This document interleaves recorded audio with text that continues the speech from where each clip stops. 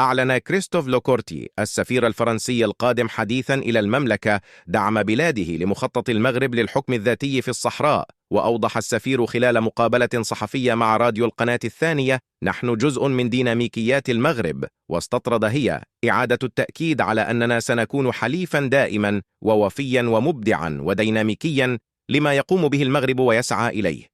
يشار إلى أن العلاقات المغربية الفرنسية كانت قد عرفت برودا إن لم نقل جمودا كبيرا بسبب تعنت الجناح الماكروني وازدواجية موقفه ورماديته فيما يخص النزاع المفتعل حول الصحراء المغربية، إضافة إلى سعيه للإيقاع بالمملكة المغربية على صعيد الاتحاد الأوروبي.